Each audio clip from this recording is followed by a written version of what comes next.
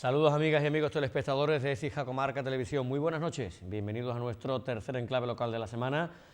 Hoy con nosotros el portavoz del Partido Socialista en el Ayuntamiento de Écija, Juan Huich, para hablar, por supuesto, del pleno de la semana pasada, celebrado el jueves de la semana pasada, y también, obviamente, de otros asuntos de interés. Por ejemplo, los datos del desempleo, ¿no?, que son noticia estos días y que son ciertamente demoledores, terribles para nuestra ciudad, porque jamás Écija se había situado en unas cotas como las actuales, rozando los 6.000 desempleados en Écija, según los últimos datos ofrecidos por el Servicio Andaluz de Empleo. 5.906 personas paradas registradas en las oficinas del Servicio Andaluz de Empleo. Un dato ciertamente terrible, 275 personas más que en el mes de diciembre del pasado año, lo cual pone de manifiesto, de nuevo, la crudeza, ¿no?, con la que la crisis económica sigue manifestándose en nuestra ciudad. Señor Huich, buenas noches. Muy buenas noches. Muchísimas gracias por estar con nosotros. Si le parece, le pido una pequeña valoración sobre estos datos que se han hecho oficiales en las últimas 48 horas y que nos tienen a todos, en fin, con un sentimiento de que ya no sabe uno cómo expresarlo, ¿no? Pero ciertamente es terrible esto que está sucediendo, ¿no? Sí, bueno, realmente yo creo que ya todo el mundo es consciente de que se está viviendo un momento muy grave, un momento donde hay muchísimas personas que están careciendo de lo elemental para poderse considerar personas, que el drama, el problema más grande que tiene la sociedad hoy es el paro, el desempleo, como ha dicho, casi 6.000 personas en paro en Écija, 275 familias más el mes pasado y creciendo, y las portadas de los periódicos enfrascadas en actos de corrupción, de tal forma que cuando el objetivo fundamental, sobre todo de las administraciones públicas, deberían de ser ponerse a trabajar. Cuando digo administraciones públicas me refiero al gobierno, a los partidos políticos, a trabajar con un solo objetivo, que sería intentar ayudar a todos esos dramas humanos que se están viviendo, pues resulta que la mayoría de los políticos están ocupados en temas de corrupción, en temas de sobres y en historia. Yo creo que estas cosas, que están siendo muy graves, también responden, este crecimiento imparable, a un tipo de políticas, que indiscutiblemente hay una situación de crisis, hay una situación de problema de paro, pero que, como se viene diciendo y los ciudadanos se están dando cuenta cada día más, ante estas situaciones esto se puede afrontar de dos formas distintas. Una, favoreciendo el movimiento económico, la creación de empleo, y otro, mirando solamente lo que es el dinero, lo que son los presupuestos, lo que es el déficit, olvidándose totalmente de las personas, de los mayores, de los jóvenes que están sin empleo. Clarísimamente tenemos a nivel nacional una política directa que ha ido sobre las políticas activas de empleo, donde prácticamente se han recortado totalmente, y unos recortes en todos los temas sociales que son actualmente los yacimientos más importantes de empleo que hay en España. Si eso lo trasladamos a Écija, en Écija se da prácticamente las subidas del paro, la disminución del empleo en porcentajes casi idénticos a los que se dan en España. ¿Por qué? Porque se está siguiendo en Écija la misma política que a nivel nacional. Un desinterés total hacia las personas, un enrocamiento del partido del PP, del gobierno del PP, en querer seguir mirando al futuro, seguir mirando al pasado, seguir diciendo que si a nosotros un pleno no lo convocaron, que si la deuda. Mire usted, que lleva gobernando año y medio y que de 4.000 y pico ha pasado a 6.000 parados, y que efectivamente no es la política municipal la que va a arreglar el problema del paro, pero desde luego aquí estuvieron los mentas, tuvieron todos los programas que se ponían para abordar provisionalmente esas circunstancias de paro. Ellos están quitando las ayudas a todos los colectivos que de alguna forma pueden ayudar. y sobre todo en temas sociales, temas de dependencia. En esos temas han recortado. En temas políticas activas de empleo están quitándolo. Se están dedicando a, bueno, a administrar lo poco que hay pensando solamente en los bancos y en los que más tienen. Mire, sobre esto hay además una cosa que agrava la situación, que son gobiernos que han accedido a esos gobiernos, que han obtenido, porque se obtiene ese gobierno con la confianza de los ciudadanos, engañándolos, prometiéndole, como aquí decía, y está escrito en los programas, más empleo en el momento que ellos entraron, menos impuestos, menos gastos. Pues mire usted, llevan año y medio gobernando, más impuestos, muchísimo más empleo y desde luego, como hemos demostrado varias veces, mucho más gasto, con un equipo de gobierno mayor y con más cargos de asesores y haciendo una cosa que lo dije al principio, me lo ha escuchado usted varias veces, me lo han escuchado los ciudadanos, con un reajuste de la estructura del ayuntamiento donde lo único que está viendo es más gasto también, 6.000 euros mensuales a una empresa exterior, de fuera de Écija, con la cantidad de técnicos municipales magníficos que hay, y un abogado que lo que está procediendo es pues a despidos improcedentes, cartas de despido.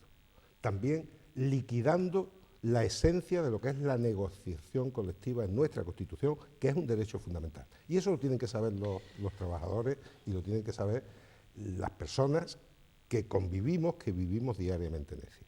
Yo creo que de esa situación, lo dije el último día que estuve aquí, lo sigo diciendo, el PP no puede hacer dejación de sus responsabilidades, dándole el gobierno al PA por ese pacto de tranquilidad que se han buscado y olvidándose de que tiene que consensuar, que tiene que pactar con los partidos que mayor representación tienen en la ciudad para abordar directamente esos problemas y olvidarse de que no están en la oposición, que están en el gobierno. ¿El Partido Popular cree usted que engañó a los ciudadanos de Écija en la campaña electoral de 2011, en la campaña de las municipales, cuando prometió más empleo, menos gastos, más ingresos? ¿Engañó el PP a los ciudadanos de Écija? Usted por escrito en el programa electoral. Más empleo, más ingresos. Asumir la gestión de la estación depuradora de agua residual. Usted lo ha visto, una adjudicación a dedo, además que está recurrida.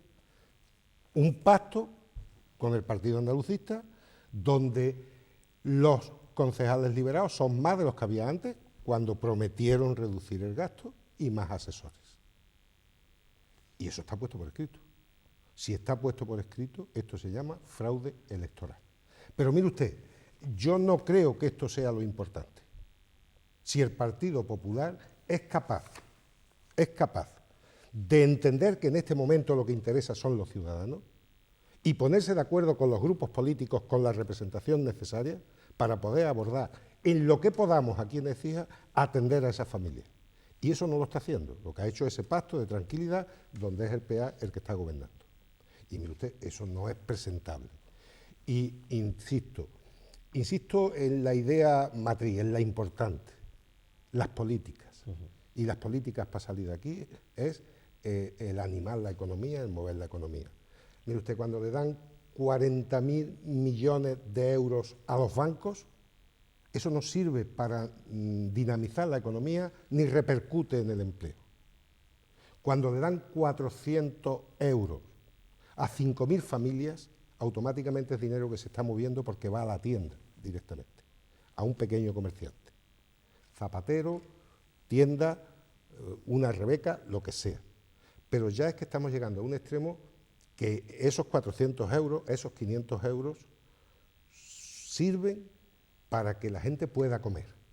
Y eso parece ser que a nivel nacional y a nivel local, el Partido Popular todavía no se ha dado cuenta.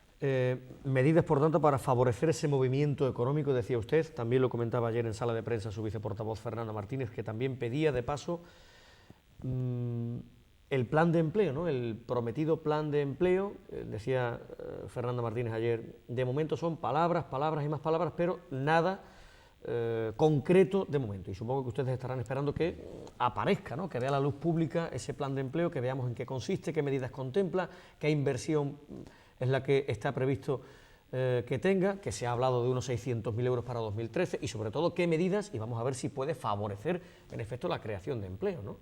Mire usted, como le decía antes, en aumento de gastos de asesores, el gobierno se va a gastar aproximadamente 200.000 euros al año.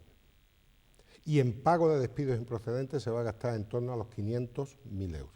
Estamos hablando de un gasto en torno al 1.000.000 de euros. Fíjense si con 1.000.000 de euros se puede hacer. Los ciudadanos están ya altos, bajo mi modesto punto de vista, de escuchar palabras grandilocuentes. Plan de empleo. Los ciudadanos quieren hechos de los políticos que vayan directamente al problema, y el problema es que hay familias desempleadas que no tienen para comer, que no tienen para vestirse, que no tienen para que sus hijos vayan al colegio en condiciones.